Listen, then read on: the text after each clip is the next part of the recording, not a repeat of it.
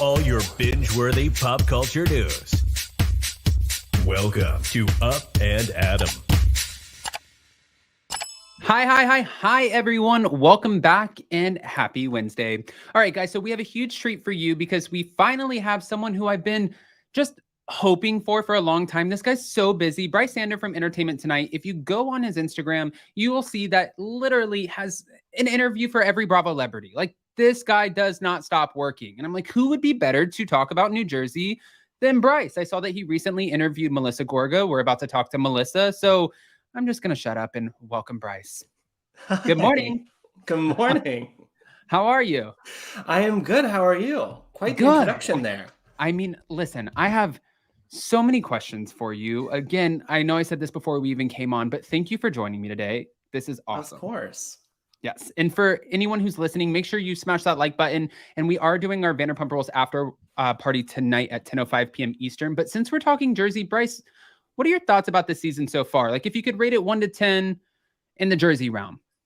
It's like at a 7-8 right now. I mean, Jersey, the 9s and 10s are like season 1, season 3, you know, but it's up there. I feel like this is going to be one for the books.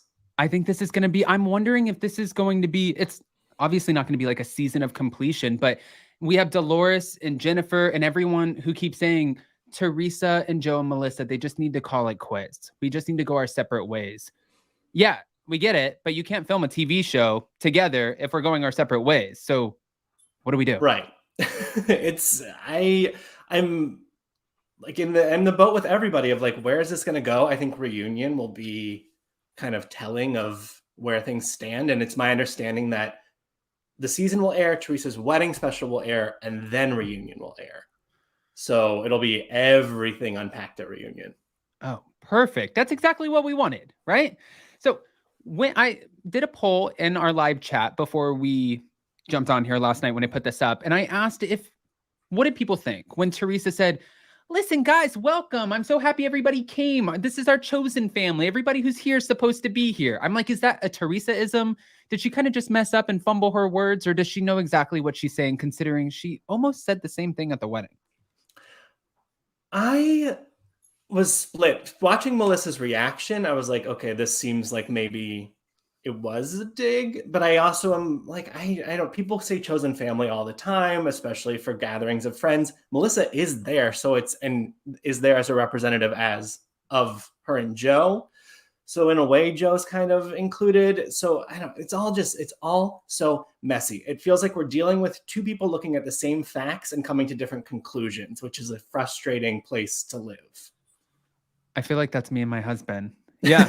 No, it sounds great though. But okay. All right. As we jump into this episode, we're coming off of a guys' night with the Wolf Pack, and we have a couple new guys who have entered the group. I have no clue how these women or men do it, how you come into a group that's already formed with just so much like, I'm supposed to be here. If you don't like it, get out of my face. I don't care. And Danielle and her guy are coming in like it. Nate, I'm loving them. They're seamless. Casting knocked it out of the park. I think all the 3 new additions are checking a box for me. I'm enjoying all 3 of them.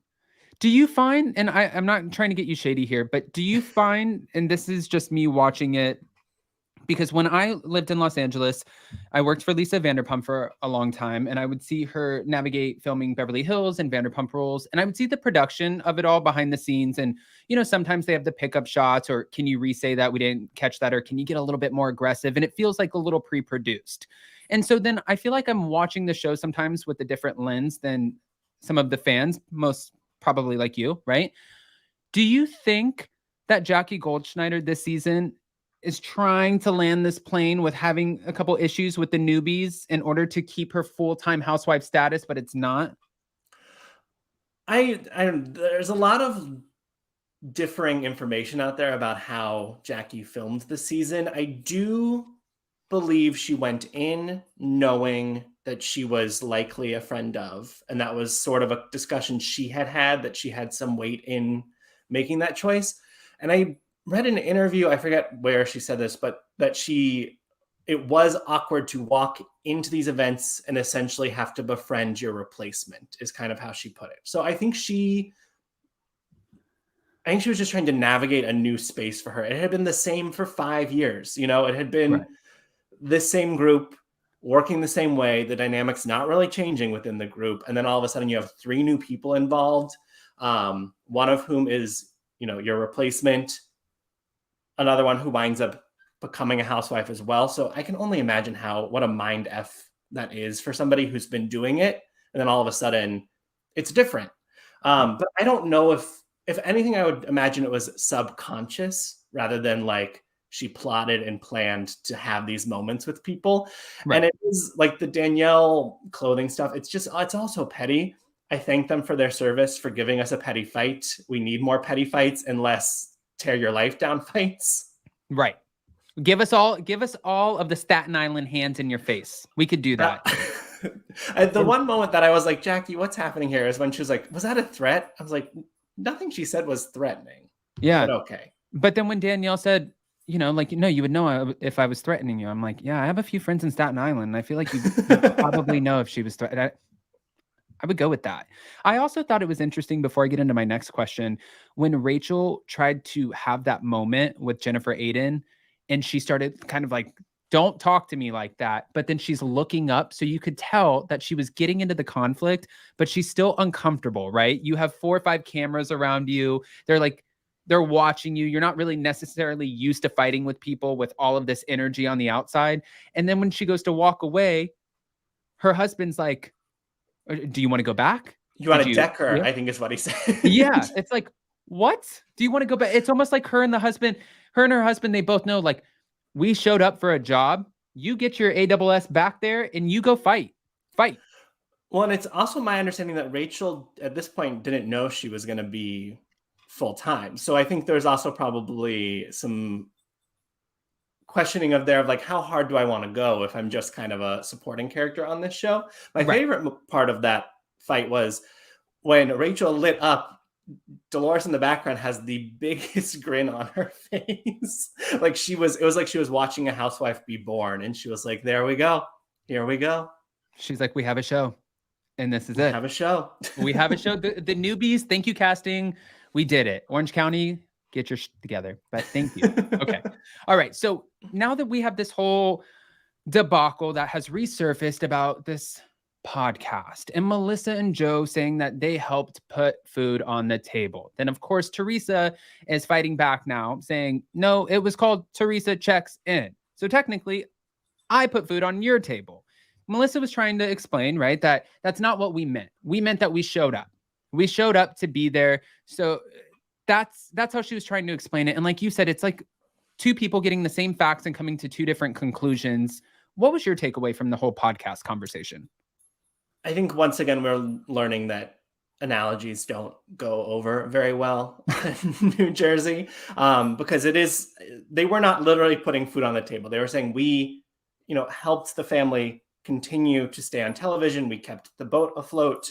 I don't know. It's also bizarre to me that Teresa keeps saying she doesn't want to talk about the past, and then all we're doing is talking about the past.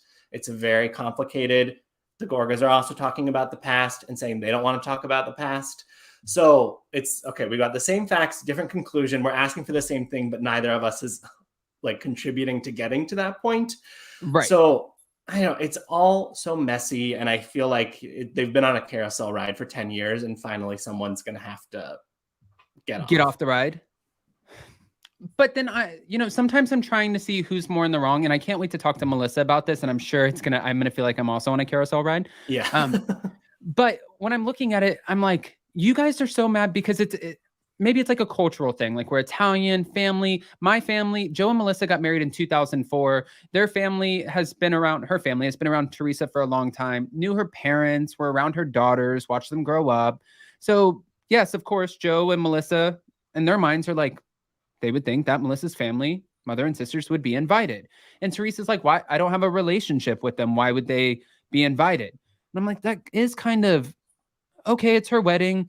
But then I thought about it and I'm like, you met Chanel Ayan from the Real Housewives of Dubai literally at your engagement party, I think. Right? Yeah, I feel like that will be a topic of discussion at reunion because, okay, if your logic is I don't have a close relationship with them and that's why they're not invited, then throwing out invites at the last minute to people you also don't have a close relationship with doesn't really hold up. It was also, I think they need to discuss the kind of comparing apples to oranges of it all of, well, they didn't invite Louis' family to Antonia's Sweet 16. It's like, well, a Sweet 16 is not the same As a wedding. Yeah. But again, same facts. Everyone's going to come to different conclusions. I mean, it's like, holy cow. Okay. All right. Let's move on to something that's at least a little bit more positive. We have Dolores. I'm so sick of hearing about Teresa's love bubble and I don't want it to pop. I'm ready for it to come to an end, but I'm happy that Dolores is living in hers. And I've never heard the saying, what did Paulie say? That he's like, I'm so good. If I fell out of a window, I'd be going up or something. Yeah, something like that. I never heard it. Maybe it's an Irish-ism.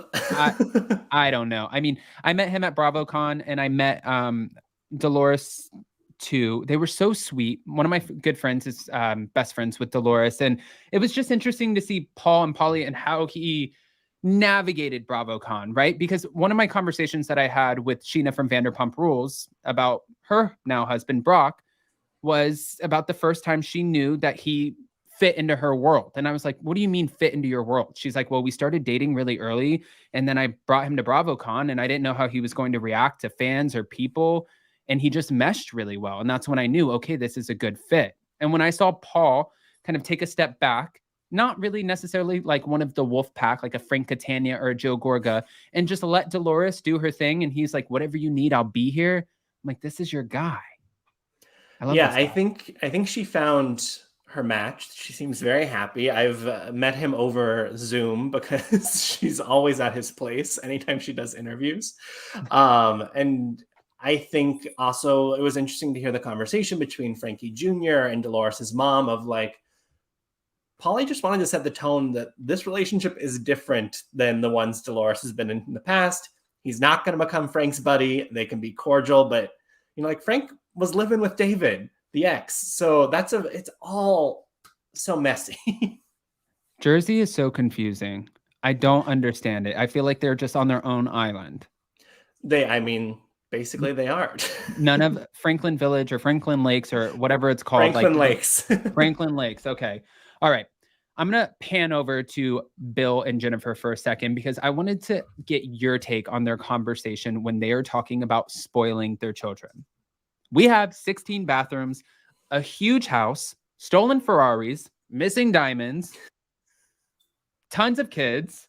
Like, there's so much going on, big, huge pool parties. And now her son wants to go to prom. So she got him a party bus and he's like, you're spoiling the kids. Then we pan over to him getting a new Ferrari. How would you navigate this? Like, what are your thoughts about this conversation?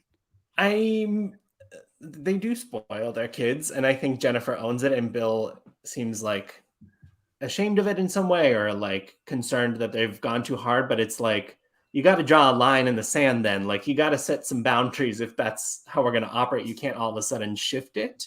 Also, of the things to get upset about, a party bus for a dance didn't seem like the biggest, like, this is extravagant thing. I feel like that's pretty common in like an affluent suburb situation. Right.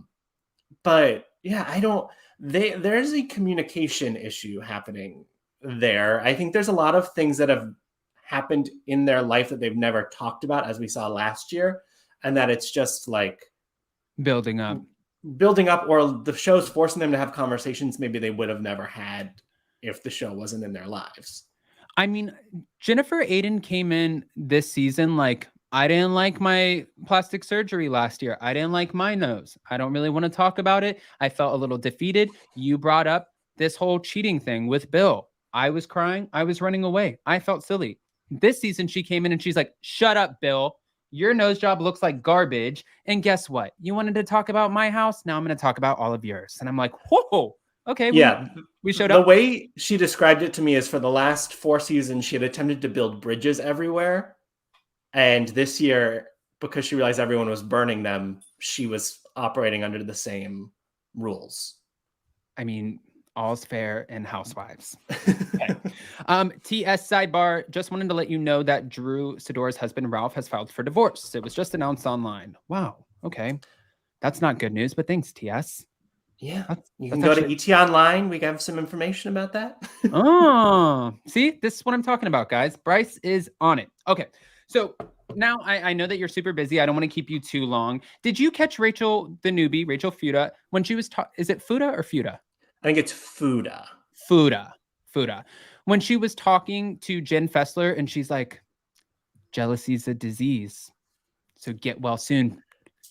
Quoting Meredith Marks. Yes, I did catch that. I loved that scene. I thought it was really fun. I enjoyed Jen Fessler's like, no, I don't do that when Rachel asked to share food. I'm interested to talk to Rachel this season because according to the internet, she was a big Bravo fan before this, like had an account with a handle that had Bravo in it. And so I'm interested to hear what that's about and if it's even true. It's, it's all these screenshots from old accounts dug up, but she's delivering in my opinion. So I don't care if she's a fan. I think at this point, it's hard to cast someone who's not a fan of the show in some way, or at least aware of the show and how it works. Right. And the women, even who aren't fans, seem to study up and like binge watch the shows either before they film or after they film their first season. So I don't knock that for her, but it was funny to hear a very obvious reference to another Bravo show on this show. Yes. I thought about it too. And I was like, oh, we have a fan. But like you said, at this point, who wouldn't be aware, know, or study up on the show? But I guess I feel like when you study up, that really like you're walking like a fine line, because when Salt Lake City first came out, I felt like we had sort of like a Lisa Vanderpump-ish type personality, a Kyle Richards. We had a villain. We had people who thought that they were kind of going to step into these roles and be who they saw on other franchises. And I talked to some of the Salt Lake City women about this. And I think that when you study up, that it could sort of sway how you're going to present yourself and not be truly authentic to who you are. I don't think the platform is meant to make you change who you are. I think it's meant to enhance the personality that you already have. And that's what would make you good casting. Because Noella Birchner on Orange County, I feel like she totally studied up and flopped. Well, yeah, she was very vocal about being a longtime fan. And it was, I think Ryan Bailey posted like, this is what happens when someone's watched hundreds of hours of Housewives and then lands on the show is Noella. Yeah. And on that note, Rolling Stone, I believe, published a pretty interesting op-ed about the authenticity problem happening on some of the newer Housewives shows or with newer Housewives of they are so aware of what these shows are supposed to be that they are creating story for themselves rather than just letting their lives play out. And there's a divide on these casts of these women who are like, I'm very obviously just living my life and documenting it, and I'm having to deal with somebody who is hyping up their life or making a situation bigger than it needs to be because they think that's what the show needs. And I don't know how you escape that, because we're no longer in the world of there's only a couple seasons to watch and there's not really a format for these shows, As a chief Housewives correspondent, does that make you concerned for the longevity of the Real Housewives? No, because I think Bravo and the producers are very good about reacting to feedback and responding to feedback. I think Jersey this year is actually a answer to feedback of typically when we introduce new characters on these shows, we don't get to meet them for episodes and episodes, or maybe not at all. They feel only like friends of for their entire first season. This year, we out the gate. Here's Danielle, here's Rachel, here's what they're about, here's who they know. And also Jen Fessler's here showing mozzarella in her mouth. That, we're getting it all. So I trust the process. Okay. I loved Jen Fessler's interview debut as well. I just love Jen Fessler. I'm wondering in my mind if she didn't want to be full-time, why she wasn't full-time, or if she just it wasn't as dramatic for her as Danielle and Rachel? I'm curious because she seems like such great casting. Yeah, I maybe she just doesn't have like the personal story to share, or didn't want to share, and her real origin in this group is Siggy Flicker, and maybe they didn't want to dive too deep into all that. I don't know. I think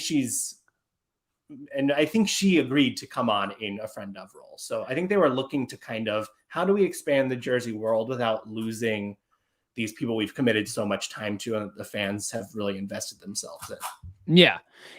And as we're wrapping this up, I wish I could be in her mind. Gia has to watch these newbies every season. This show is a huge part of her life at this point, right? She just grew up on it. Do you think she sees like these newbies come in and sometimes like if they're a flop, she's like, Mom, she's not going to last, or you know what I mean? Like I'm sure she has her opinions. I would be interested in, like, Gia is the closest thing we have to Brianna, Vicky's daughter, left on the Housewives. I would be interested to see her at a reunion, the way Brianna used to get to reunions. Yeah, and I love the fact that she gets confessionals. And last season, some people were a little upset about that with her having the confessionals and the way that she was talking to Joe Gorga, her uncle, and I don't know. I feel like she's an adult now. She's been through so much. Everyone's had the opportunity to comment on her life, and she really hasn't had the opportunity to kind of chime back. So yeah, give her a confessional. I think that's great. Why not? Well, and so much of the drama is tied up in the family, and I think viewers would probably rather hear from her than Louis on the subject because she's been around for all of it. But it is like what are the conversations happening in your house and how are they informing how you view the world? Because once again, it seems that everybody has a different take on this broken family dynamic. Yeah, exactly. I thought it was so interesting, and I can't wait to ask her about this, but when Melissa was saying that it's so sad how the family dynamic is with her and Joe and Teresa and the girls and her kids, she's like, we know, like, the girls hate us. They have to hate us. In my mind, that was tough to hear. Also, I'm interested to know, you should ask her about the conversation she had with Gia and Gabriella, because it seemed to be edited to make it more awkward than it was. There were a lot of like awkward silences, and I just wonder if it was actually that way or if that was the magic of post-production. Okay. I mean, listen, if you give me a little tidbit you want me to throw in there, Brice, for you, I definitely will. Brice, for the rest of the season, what are you looking forward to? Like, what's getting your chops wet going into Jersey? What I'm fascinated about is when I spoke to these women at BravoCon, they said the Teresa Melissa stuff did not explode until the end of the season. Yet we are watching what feel like little fires everywhere right now. So I am confused, concerned about how big this is going to get and how intense it's going to get. And I feel like most of what was in the trailer, save for what we know is the finale fight, has aired already or is airing in the upcoming episode. So I'm like, they're going to drop that mid-season trailer and we're going to be surprised with a bunch of new stuff. Yeah. I don't even know what to think going into it. I can obviously see the dynamics now because the women are giving us a lot. They're not giving us the dirty details, obviously, because they can't talk about it. But when we see like Party Like a Housewife and Danielle and Teresa and certain ones together and these ones over here together, we can tell what's happened. We just don't really know how we got there. I mean, yes. It's like we knew there was this divide. Seems obvious, but it's like confirmation that we're headed to a team situation once again on this show. Right. All right. To cap us off, Crystal Swan said, my sister went to school with Teresa in Wayne, New Jersey, technical high school. She said Teresa was cool and really nice and she had her friends back. Well, thank you. We appreciate you giving us the update. Brice, thank you. Thank you. I appreciate you because I know that you have a lot of work and a lot of interviews to do. So hopefully we get to steal you again one day. And if not, then we'll see you at BravoCon. Anytime. Thanks for having me. All right. Bye, Brice. Bye. All right, guys. So that was Brice Sander from Entertainment Tonight. Make sure you go check him out. Chief Housewives correspondent. He really kills it. I mean, to be honest with you, if you go on his social media, I love his interviews. I think that he just does such a great job. And I really feel like there's a lot of information that we pull from his interviews. So yeah, keep killing it, Brice. And then, of course, as you can see in the banner below, we are going live for our Vanderpump Rules after party tonight at 10:05 p.m. Eastern, 7:05 p.m. Pacific. Jason's going to be making some cocktails, I believe. Don't hold me to it. I don't know. I think he's still a little bit tired, but we will be here. And yeah, I will post our Melissa Gorga interview